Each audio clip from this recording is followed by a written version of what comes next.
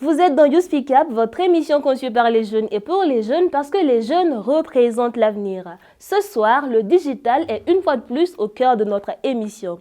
Et plus concrètement, on parlera de community management et de social media management. Ces deux métiers de l'ombre aussi fascinants que prometteurs et ça sera avec un professionnel du domaine. Bienvenue dans You Speak Up.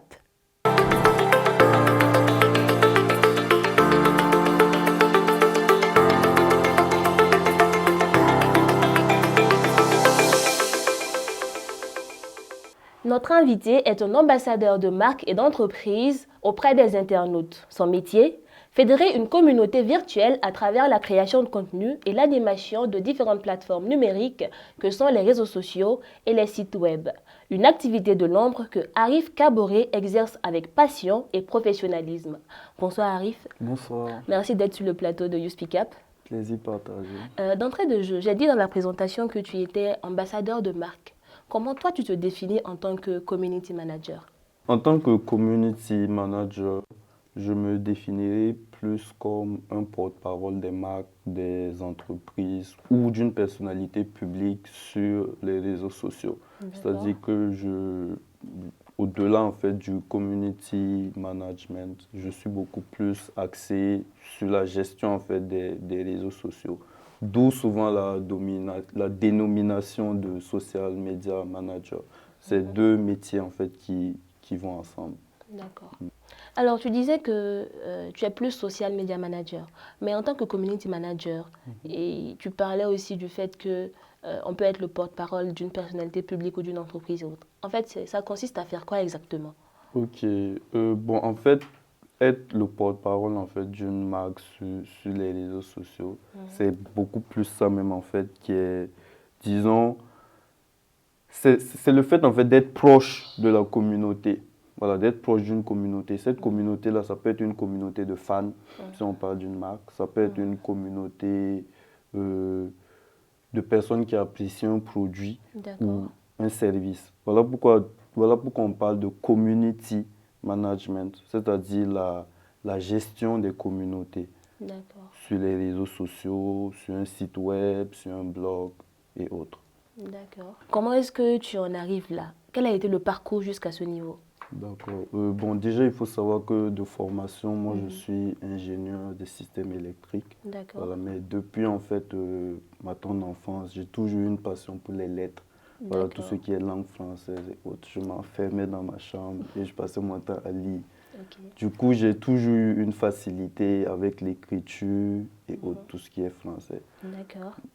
Ce qui me mène, en fait, à avoir une belle plume. Donc, je me demande comment, en fait, je peux m'exprimer au travers de cela pour en faire un métier. Et je me suis vu confier la gestion d'une page pour la première fois, c'était en 2018. Voilà, par pur hasard, comme ça. Par la suite, il y a eu la période du Covid-19 qui a fait que, bon, on partait plus à l'école et tout. Donc, du coup, je cherchais, en fait, comment je peux développer une activité en ligne. J'ai commencé à me former davantage, à solidifier mes acquis. Et je me suis vu confier mon premier contrat. C'était pour le lancement d'une application d'e-commerce qui a été un franc succès. D'accord. Ouais. Donc, tu as dit que tout est parti d'une passion pour la langue française, l'écriture et autres. Mais quand il y a été le déclic de partir d'écrire, par exemple, sur des papiers, à arriver au digital, quel a été le déclic en fait? Bon, ce qu'il faut savoir déjà, c'est que moi, j'ai toujours aimé les écrans. Voilà, j'ai toujours aimé les écrans, tout ce qui est informatique, digital et autres. Mais pas forcément le codage, tout ça. Moi, c'est plutôt ce qu'on appelle le front-end, c'est-à-dire l'interface, tout ça, qui m'a toujours plu. Donc, bon, j'ai cherché à savoir en fait comment en fait ces gens-là font pour s'exprimer sur Internet, sur les réseaux sociaux. Bon, c'est là que j'ai découvert en fait le métier de community manager dans mes recherches. Et j'ai vu que c'était pas vraiment différent des exposés qu'on faisait à l'école, des dissertations et autres. Voilà, c'est juste qu'on prend la parole en ligne sur les réseaux sociaux. D'accord. C'est cette transition-là. Alors, tu as parlé tout à l'heure du fait que ça soit pendant la période du confinement que tu as plus développé tes activités. On a reçu une créatrice de contenu ici sur ce plateau qui a aussi dit qu'elle a commencé à cette période-là. Est-ce que c'est la période phare pour commencer en fait à travailler sur les réseaux sociaux ou bien à mettre, je ne sais pas, c'est quoi en fait l'histoire derrière? Bon, en fait, je dirais que c'est une période qui a fait qu'on était beaucoup plus exposé aux écrans. Tu es enfermé à la maison et tout, tu D'accord. pas sorti. Qu'est-ce que tu vas faire? Forcément, tu es derrière ton écran. Tu passes la journée derrière ton écran et tu découvres des choses que tu ne connaissais pas et autres. Donc, je D'accord. dirais que, disons que le confinement, c'était une période de remise en question, en fait. D'accord. Voilà. Parce que, par exemple, si tu te lèves tous les jours, tu vas à l'école et tout, bon, tu peux te dire que, ouais, j'ai un avenir prometteur. Mais une fois que, bon, tu es tout le temps à la maison, tu commences à cogiter beaucoup. C'est ça. Voilà. La preuve, il y a beaucoup qui sont entrés en dépression pendant cette période-là. Donc, c'était une manière aussi pour moi de m'exprimer. D'accord. Alors, moi, j'aimerais savoir quelles sont les compétences essentielles pour être un bon social media manager. Ok, bon, déjà les compétences, c'est d'avoir une belle plume, voilà, D'accord. savoir écrire. Ensuite, c'est côté stratégie. Il faut savoir D'accord. comment en fait toucher les émotions des gens, comment les pousser en fait à faire certaines actions et autres sur les réseaux sociaux. Voilà pourquoi je me définis plus comme un social media manager. Parce que le community manager, lui, c'est celui qui est beaucoup plus en contact direct avec la communauté, à savoir les interactions, commentaires, messages et autres. Mais nous, c'est beaucoup plus la stratégie derrière, la D'accord. stratégie de contenu, la stratégie de création, la ligne éditoriale et autres. Ok. Ouais, c'est ça. Donc, si je comprends bien, c'est vraiment différent. C'est, on va dire, le social media manager qui travaille en amont, en quelque sorte. Et le community manager, lui, maintenant, il gère maintenant l'interaction avec C'est les ça, internautes. Ok, exactement, c'est ça. d'accord. Alors, pour toi qui es plus dans la rédaction des stratégies de com, ou bien je vais dire de gestion des réseaux sociaux, quelles sont les étapes clés pour mettre en œuvre une campagne marketing sur les réseaux sociaux? Ok, bon, déjà la première étape, c'est de bien connaître son produit ou son service. D'accord, Voilà. Ensuite, à qui en fait peut s'adresser ce produit ou ce service ou à qui cette marque peut s'adresser. En ce d'accord, moment, on parle de ciblage. d'accord, Voilà. Et par la suite, il faut définir le message. Dans quel mot ou avec quel type de contenu on peut atteindre cette cible-là. Ça peut être de la vidéo, ça peut être des images, ça peut être du texte ou d'accord. j'en passe. Il y a plusieurs formats de contenu. Et après ça, il y a la diffusion. Voilà, à travers quels canaux on peut diffuser ce message. Ça sera sur les réseaux sociaux, ça sera sur Internet, ça sera sur un blog. Comment en fait ça va se passer. D'accord. Puis la quatrième étape, c'est plutôt l'interaction. Voilà, c'est-à-dire comment en fait interagir avec ceux qui pourraient être intéressés avec les produits et autres. C'est l'étape où on est vraiment proche en fait du client. Et c'est souvent dans cette étape-là que on passe encore à un niveau supérieur. D'accord. Voilà, parce que c'est l'étape où on peut convertir le client. Quand on parle de convertir, c'est aller en fait au bout du processus d'achat pour convaincre le client d'acheter. Ok. Comment on peut faire la différence bon, comment on peut déjà choisir le canal approprié pour son produit? Si on prend par exemple Instagram, Instagram c'est un réseau social plutôt lifestyle. D'accord. Voilà. Pourtant Facebook c'est un réseau social, disons, il y a tout là-bas. Voilà, Ok. c'est un réseau social global, assez complet. Donc par exemple, si tu veux mettre en avant une marque, par exemple, de montre. Voilà. D'accord. L'endroit idéal, ce serait Instagram. Parce que Ok. sur Instagram, chacun montre ses biens, il montre ses bijoux et autres. Donc forcément, là-bas, en principe, tu auras plus d'exposition que si tu vas sur Facebook. D'accord. C'est un peu ça. D'accord. Alors, quelles sont les astuces, d'accord, pour créer un contenu engageant qui va susciter de l'interaction ou l'action d'un prospect? D'accord. C'est comme je disais précédemment, tout est dans le message en fait et dans les canaux de diffusion. Ok. Voilà. Parce que par exemple, si vous souhaitez vous adresser à un public qui est censé acheter par exemple une robe, voilà, D'accord. on va pas utiliser un message masculin en fait. D'accord. Voilà. On va utiliser des mots beaucoup plus qui sont de l'ordre de la tendresse, de l'esthétique, Ok. de la beauté. Voilà. Donc c'est dans la dilution du message en fait Mhm. qu'on peut vraiment toucher sa cible. Bon, déjà en tant que social media manager ou même en tant que community manager, quand un projet ne me parle pas, ou que ça ne correspond pas en fait à mes valeurs ou à mes aspirations. C'est-à-dire que ça ne me booste pas, ça ne me galvanise pas. J'ai tendance à décliner ou à recommander en fait quelqu'un d'autre. Voilà. Généralement, je travaille sur des projets qui me correspondent vraiment. Mais aussi, il faut reconnaître que souvent, on dilue le message. Voilà, on dilue le message pour pouvoir toucher tout le monde parce il faut savoir s'adapter. Même pour les marques avec lesquelles, par exemple, on a souvent une approche, je dirais, dans un langage soutenu, la marque peut avoir plusieurs produits ou services. Donc, selon, en fait, le produit, on va adapter le message afin de pouvoir toucher les bonnes personnes. D'accord. En tant que créateur de contenu, tu as certainement un style de communication propre à toi. C'est quoi ce style-là? Ok, bon, déjà en termes de style, je dirais plutôt dans le style d'écriture, je suis plutôt dans un style soutenu, D'accord. avec des mots assez recherchés et autres. Mais au-delà de cela, dans l'approche, on essaie d'avoir une approche décalée. Voilà, et aussi avec un peu de rhétorique, en fait, c'est-à-dire garder des choses en fait sciemment ce soir pour pousser les gens à interagir. Voilà. Ok. Souvent, par exemple, tu vas voir par exemple une entreprise qui va faire un post et autres, et puis il y a des gens qui viennent en commentaire pour étaler tout leur savoir. C'est-à-dire, vous parlez d'un produit, vous ne donnez pas le prix, vous ne donnez pas les caractéristiques et tout. Pourtant, en fait, tous, en fait, ça peut être un style de communication. C'est-à-dire que c'est D'accord. fait expressement pour Ok. pousser les gens, en fait, à réagir. Pourtant, Ok. quand ils réagissent, le taux, en fait, de... C'est-à-dire, ce qui signale à l'algorithme que le contenu est intéressant, ça monte. Et du coup, c'est tout bénéf, en fait, pour la marque ou pour la stratégie derrière. Ok.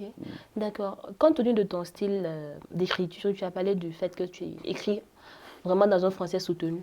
Est-ce que tu ne penses pas que ça te ferme à quelque sorte les portes pour certaines entreprises qui, par exemple, doivent s'adresser à une grande masse qui ne comprend pas forcément le français à un tel niveau? Est-ce que ça ne te ferme pas à quelque part les portes? D'accord. Bon, déjà, moi, quand un projet ne me galvanise pas, ne me booste pas, je ne le prends pas. Soit je décline, soit je recommande quelqu'un d'autre pour qui ça serait plus approprié. D'accord. Mais autrement, ce qu'il faut savoir, c'est que le style général, en fait, pour telle ou telle marque, ça peut être un style plutôt de langage soutenu. Mais D'accord. lorsqu'il faut s'adresser à un public assez averti ou d'autres types de publics pour un autre service ou un autre produit, il faut savoir en fait diluer le message pour Ok. pouvoir toucher la sensibilité de tout le monde. Parce que si ils ne te comprennent pas, tu ne pourras pas toucher leur sensibilité. Pourtant, dans le processus d'achat ou autre, ce sont les émotions en fait qui comptent. Voilà, Ok. ce sont les émotions. D'accord. Donc, du coup, tu peux adapter ton Voilà, style d'écriture quand le exactement. projet te parle, en fait. Ouais, il faut savoir s'adapter, hein, il faut Ok. savoir s'adapter, c'est très important. En parlant même d'adaptation, c'est un métier qui évolue constamment, D'accord. voilà, avec des nouvelles fonctionnalités, des nouvelles barrières et autres. Donc, si tu ne sais pas t'adapter, c'est compliqué. Ok. D'accord. On assiste souvent à des flux de commentaires négatifs sur certaines pages suite à certains événements quelconques, hein. Et comment est-ce que tu gères ces cas-là? Ou si tu veux, tu peux prendre un exemple d'une situation précise et tu nous dis comment est-ce que tu as pu gérer cela. Ok, bon, déjà, ce qu'il faut savoir, c'est que il ne faut pas en fait réagir à chaud. Voilà, comme on aime souvent le dire, il faut le muer sa langue 7 fois avant de parler. Donc, D'accord. il ne faut pas réagir à chaud. Il faut savoir prendre du recul pour pouvoir analyser la meilleure en fait, façon de retourner ça à notre avantage. Parce que comme on le dit, il n'y a pas de mauvaise publicité. Il n'y a que de la publicité. Donc, il faut savoir tirer son épingle du jeu. Ensuite, on ne répond pas en fait à tous les commentaires. Voilà. Et en ce moment, bon, souvent il y a des commentaires qu'on passe sous silence hein, et on va carrément même le rayer de la liste. Pourquoi on fait Voilà. ça alors?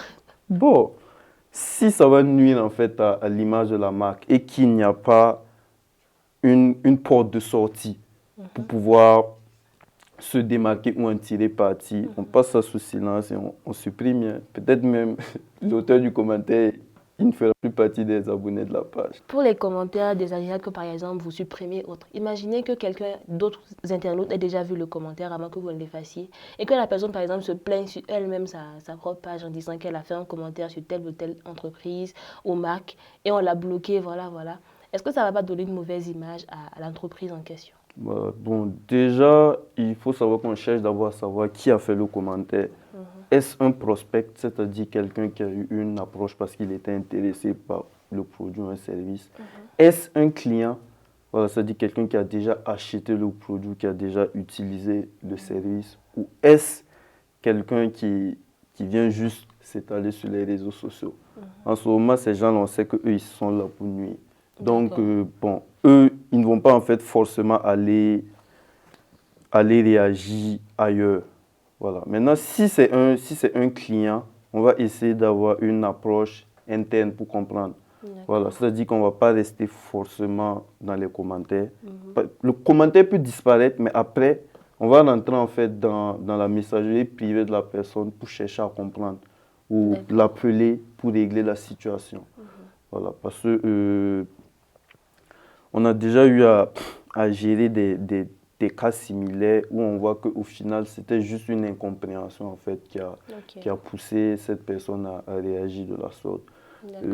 L'être humain, il aime être cajolé en fait. Donc, quand il sent qu'il n'est pas le centre de l'attention, pourtant, il dépense son argent pour un produit, forcément, c'est frustrant. Donc, il faut savoir se mettre à la place des autres. Ok. D'accord. Arif, quel est ton meilleur souvenir en tant que community manager? Ok. Mon meilleur souvenir. Je dirais que mon meilleur souvenir, c'était pour mon premier projet. Mon premier projet concret à propos de l'application de e-commerce. Parce que comme c'était une première expérience, je doutais un peu en fait de mes capacités. Mais finalement, ça s'est très bien passé et j'ai même pu me surpasser. À tel point que souvent, il y a des gens qui en parlaient autour de moi. Et bon, ils ne savaient pas forcément que c'était moi en fait qui était derrière la stratégie et tout. Donc, c'est un sentiment de satisfaction et de reconnaissance. D'accord. Alors, tu as dit que tu as commencé à écrire et c'est de là qu'est partie ta passion pour le social media management ou alors le community management. Est-ce que pour toi, au départ, c'était un job, un combo comme on le dit, ou alors c'était vraiment un projet on va dire, un métier d'avenir? Qu'est-ce que ça représentait pour toi au départ et maintenant, qu'est-ce que c'est pour toi? Qu'est-ce que ça représente pour toi? D'accord. Bon, au départ, ce qu'il faut savoir que pour moi, c'était juste un hobby en fait. Voilà. Le fait de diffuser du contenu, de créer du contenu et de voir des réactions derrière et autres, ça flatte l'ego et tout quoi. Pourtant, bon, moi, j'ai toujours été quelqu'un qui, bon, j'aime en tout cas recevoir des compliments, mais sans pour autant me jeter des fleurs. Donc le fait que je sois dans l'ombre et que je puisse mettre de la lumière en fait sur un produit ou un service, déjà ça me comblait, ça me comblait vraiment. Et il faut savoir que pour la plupart de mes premiers projets, je demande pas en fait de l'argent au début. Je demande à faire mes preuves et ensuite, bon, tu peux me rémunérer comme tu le souhaites en fait. D'accord. Parce que c'est pas la rémunération qui était au centre en fait de mes attentes. C'était de pouvoir me prouver à moi-même que je peux être à la hauteur de telle ou telle tâche. Maintenant, qu'est-ce que ça représente aujourd'hui pour moi? Aujourd'hui, comme vous l'avez dit en début d'émission, je représente plusieurs marques. Voilà, D'accord. je représente plusieurs marques. Du coup, il faut se professionnaliser davantage. Pourtant, quand on se professionnalise, il faut pouvoir bien rémunérer ses collaborateurs, pouvoir avoir les outils nécessaires pour avoir le meilleur rendement, pouvoir en fait avoir un cadre idéal pour s'exprimer et tout. Donc forcément, en ce moment, ça fait que le côté pécunier en fait devient une réalité qu'on ne peut plus contourner. Du coup, D'accord. c'est ma source de revenus. Voilà. D'accord. C'est mon travail, c'est mon métier. C'est, comme on le dit, c'est ce qui me nourrit. D'accord. Voilà. Alors, tu l'as dit, tu travailles dans l'ombre et ça met de la lumière. Est-ce que ça te convient d'être dans l'ombre? Parce que c'est pas évident. Quelqu'un qui aime recevoir des compliments et qui travaille dans l'ombre, on ne sait pas que c'est lui qui fait forcément. Est-ce que, à quelque part, tu n'as pas envie qu'on te mette un peu en lumière, mais d'être un peu à la lumière, comme ça, tu vois, là, j'ai fait ceci. Est-ce que ça te dérange pas un peu d'être dans l'ombre? Généralement, bon, quand on va voir déjà les meilleurs marketeurs, les meilleurs social media managers, ce sont des gens qui ont beaucoup de mal de prendre la parole pour leur propre compte. C'est-à-dire, D'accord. ils auront du mal même en fait de communiquer sur leur propre réseau et autres. Pourtant, quand ils sont dans la peau d'une marque et autres, ils sont totalement à l'aise. Ok. Voilà. Parce que, et il faut savoir que pour qu'il y ait en fait de l'ombre, il faut de la lumière. Voilà. Et nous, on apprécie beaucoup en tout cas être à l'origine en fait de cette lumière-là. D'accord. C'est ça qui nous compte. Si vous partez sur mon profil là, pof. À part dans ma bio, tu ne peux pas savoir que je fais ci ou je fais ça hein, parce que j'en parle même pas. Quand je vais sur mes propres réseaux, c'est pour me distraire. D'accord. Alors, c'est stressant ton travail? Je dirais que c'est très stressant. Parce que souvent, dans la création de contenu, les meilleurs contenus, ce sont les contenus spontanés.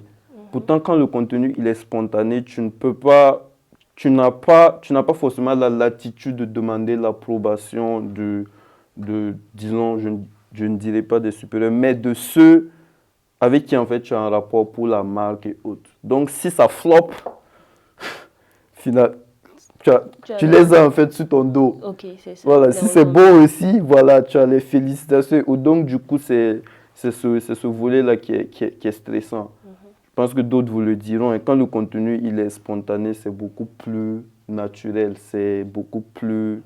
Ce sont les meilleurs contenus même d'ailleurs. Donc, du coup, c'est souvent stressant. Parce que si tu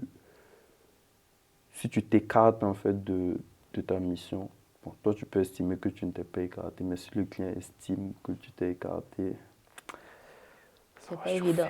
Voilà, parce que c'est son image. D'accord. Voilà, justement sur le fait que ça peut chauffer. Est-ce qu'il t'est arrivé parfois de te tromper dans tes publications? Des erreurs de français ou quoi que ce soit?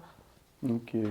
Bon, ce qui arrive souvent dans la création spontanée, c'est que tu peux te tromper de marque. C'est-à-dire qu'une publication qui est destinée à telle ou telle marque, tu vas aller la mettre sur le canal d'une autre marque. Waouh. Donc, ça, ce sont des erreurs, en fait, que je dirais, bon, pas courantes, mais qui arrivent. Très grave. Ouais. Ça t'est déjà arrivé de faire ça? Oui, ça m'est déjà arrivé. Voilà, ça m'est déjà arrivé pour, c'était par exemple, pour un restaurant, voilà, je suis allé faire une publication là-bas sur le développement personnel. Waouh. Mais bon, j'ai vite en fait vu l'erreur et puis j'ai nettoyé quoi. Mais D'accord. on a des cas que nous tous on connaît, qu'on a vu sur les réseaux sociaux où des gens sont allés mettre des messages à tendance politique sur des plateformes gouvernementales quand même. Ça aussi, ce sont des erreurs qu'on a vues. Hein. Et ça t'a pas chauffé une fois pour cette situation-là? Ouf. Une fois, ce qui m'a vraiment chauffé, c'est que j'ai fait une publication qui s'éloignait en fait de la ligne éditoriale du client. Voilà, parce que c'était pour une marque qui est plutôt dans le luxe et autres. Moi, j'ai fait une publication décalée, un peu humoristique, qui mettait en avant des personnes peu recommandables. Et du coup, ce jour-là, je me rappelle toujours comme si c'était hier. Voilà.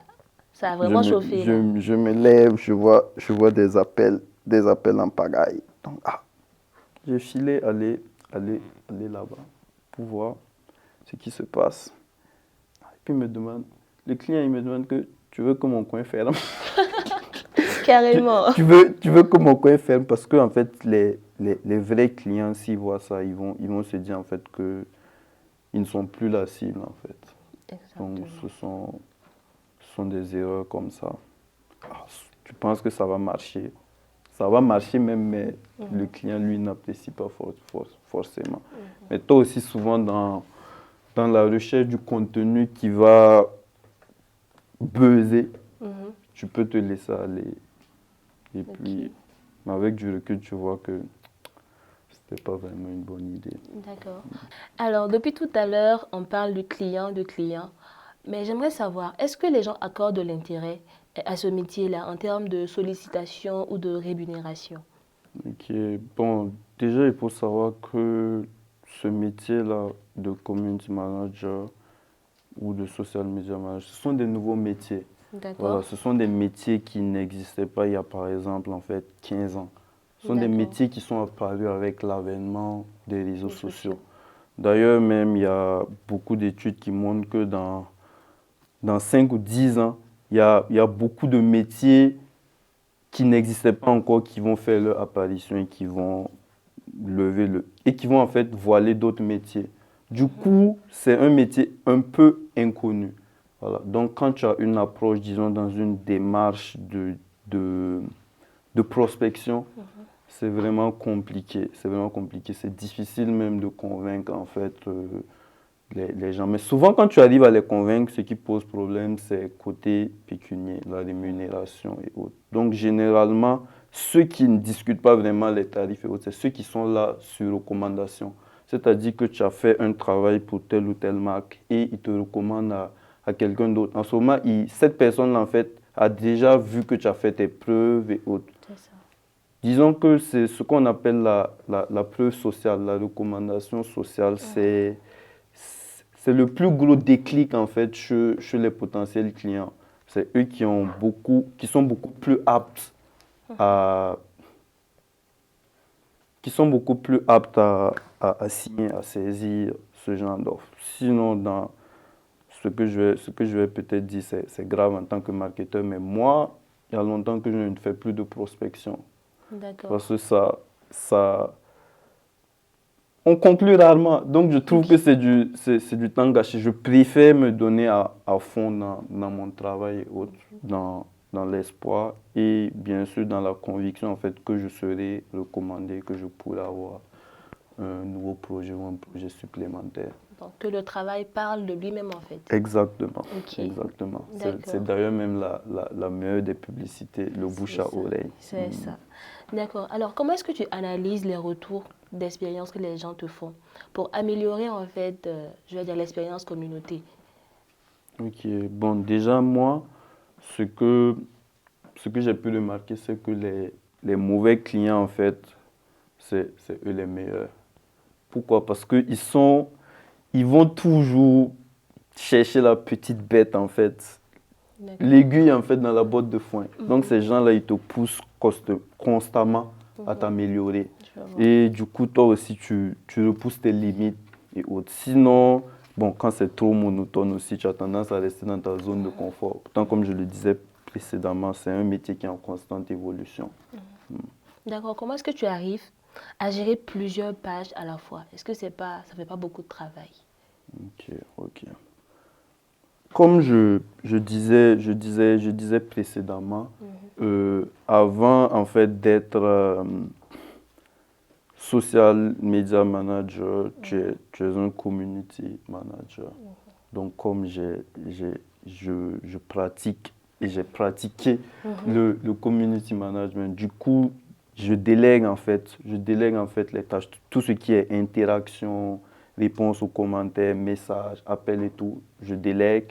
Et moi, je me concentre plus sur la stratégie marketing, la stratégie éditoriale et la stratégie de contenu.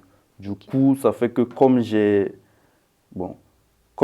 plutôt maintenant une position je dirais, de metteur en scène, de coordinateur. Du coup, ça fait que, bon, comme je suis concentré, ça va. C'est une erreur que beaucoup font. Ils veulent tout faire. Pourtant, on ne peut pas évoluer en faisant tout soi-même. Forcément, on sera acculé et autres. D'accord. Donc, il faut savoir vraiment déléguer. Ok. C'est comme ça qu'on devient un leader. D'accord. Voilà. Donc, c'est-à-dire que tu as une équipe à toi pour gérer ces différentes Voilà, plateformes. j'ai une équipe avec laquelle je travaille. Voilà, j'ai une équipe de graphistes.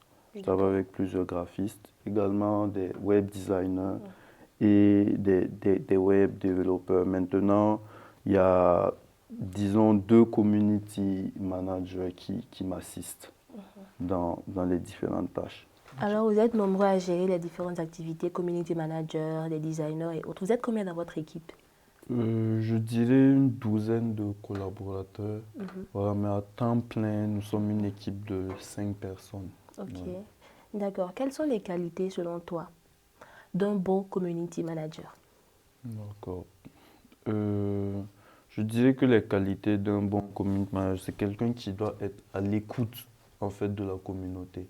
Voilà, D'accord. c'est-à-dire qu'il doit souvent prendre sur lui-même pour réagir de la bonne façon, D'accord. prendre sur lui-même pour toujours rester respectueux et courtois envers ceux avec qui il communique. Donc, je dirais que c'est surtout la maîtrise de soi. D'accord. Voilà, c'est une qualité importante à avoir. D'accord. Faut être bien dans sa tête. Ok. En tant que social media manager, vous avez certainement accès à des informations confidentielles de différentes entreprises avec lesquelles vous travaillez. Comment est-ce que ces entreprises-là peuvent être assurées du fait que ces informations ne vont pas être ébruitées à la fin de votre contrat, par exemple, même si c'est précisé dans le contrat que c'est confidentiel? Comment est-ce qu'ils peuvent être assurés qu'ils ne vont pas retrouver des informations confidentielles propres à eux quelque part sur la toile? D'accord. Déjà, en tant que social media manager, on se met dans la peau du client. C'est-à-dire que ce que je ne veux pas qu'on me fasse, je ne vais pas le faire à quelqu'un d'autre. Et c'est un domaine où le professionnalisme est de mise. Et il y a ma mère qui aime souvent dire que il ne faut pas, quand tu veux refermer une porte, il faut la refermer de la bonne manière, de telle sorte que demain, tu puisses revenir sans problème. Donc, il faut éviter de claquer les portes derrière toi. Ce qui fait que nous sommes quand même dans une démarche très professionnelle où tous les clients sont rassurés. D'accord. Alors, on va faire une petite mise en situation. Là, une mise en situation. Ok. D'accord, je démarre un business, d'accord, on va dire un e-commerce. Et je viens vers toi pour que tu t'occupes de la communication digitale de mon business. D'accord, mon objectif est qu'au bout de 2 mois, je puisse avoir 20 000 abonnés et une communauté engagée. D'abord, est-ce que c'est possible? Ensuite, quels seront tes axes stratégiques? Ok. Déjà, quand un client vient avec ce genre d'objectif-là, nous, ce ne sont pas des métriques qu'on considère réellement. Voilà, parce que c'est à moins que la personne cherche une certaine reconnaissance, une preuve sociale. Le nombre d'abonnés n'est pas la métrique la plus importante. Donc D'accord. déjà, on va lui dire que c'est possible d'avoir beaucoup d'abonnés. Voilà, c'est possible d'avoir beaucoup d'abonnés, c'est possible même d'avoir le nombre d'abonnés qu'il souhaite. Mais est-ce qu'il est prêt à, à miser une certaine somme pour avoir ce nombre d'abonnés-là comparativement au retour en fait qu'il aura? Parce que si on est dans une approche où on cherche à avoir beaucoup d'abonnés, forcément, il y a certains objectifs en fait qui seront délaissés. Est-ce que ça va forcément l'arranger? Donc, ce qui fait qu'il faut aider souvent le client à redéfinir ses objectifs afin D'accord. que ces objectifs-là puissent lui être profitables. Donc, déjà, on va redéfinir les objectifs. Comme c'est du e-commerce, déjà, on va chercher à savoir quel est le chiffre d'affaires en fait qu'il cherche à atteindre. D'accord. Combien, par exemple, de produits il cherche à vendre. Quel service ou produit cherche-t-il à mettre en avant? Maintenant, à partir de cela, on pourra établir une stratégie idoine pour l'aider à atteindre ses objectifs. Ok. Voilà, il faut pas avoir peur en fait de diriger le client vers une approche qui lui sera beaucoup plus profitable. D'accord. Donc, si je comprends bien, avoir beaucoup d'abonnés ne signifie pas qu'on va faire on va faire beaucoup de chiffre d'affaires. Exactement. Souvent même, c'est un problème qu'on a souvent avec les clients parce que, par exemple, tu peux lancer une campagne publicitaire sur Facebook, par exemple, depuis le, le gestionnaire de publicité qui ne va pas apparaître sur la page. Mais derrière, tu as des retours, tu as des appels, tu as des messages et autres et tu obtiens des résultats. Tu vois? Et où tu lances même une campagne directement sur la page. Mais le client, lui, c'est le nombre de likes, de commentaires et autres qu'il regarde. Pourtant, ce n'est pas ça qui est important. C'est les retours, ceux qui vont appeler, ceux qui vont écrire et ensuite ceux qui vont passer en fait à l'action. D'accord. Ton plus gros contrat aujourd'hui s'élève à combien de cachets, on va dire? Ok. Bon, je dirais que les prestations les mieux payées, ce sont les prestations ponctuelles. Voilà, c'est-à-dire que il y a un client qui a tel ou tel objectif dans une période définie et autres, qui sont les prestations les mieux payées. Voilà. Maintenant, en dehors de ça, il y a les prestations courantes qui ont des rémunérations assez correctes. Mais je ne vais pas donner de chiffres ici, sinon au village là-bas, ils vont penser que je suis riche. Et puis Bon, ils vont peut-être me une dire, approximation environ. ok, bon, il y a des projets pour lesquels on se voit confier des millions, hein. Voilà, on se voit D'accord. confier des millions. Mais ce n'est pas parce qu'on t'a confié des millions que c'est pour toi, tu as une marge dessus. Voilà. Donc en tout cas, c'est assez rentable. Alors, selon toi, pourquoi certaines institutions étatiques ne font pas recours à des community managers pour gérer leur page, alors que la communication là-dessus laisse à désirer? Ok. Bon, c'est assez simple, hein. On a des gens d'un certain âge qui ne veulent pas céder la place à des jeunes.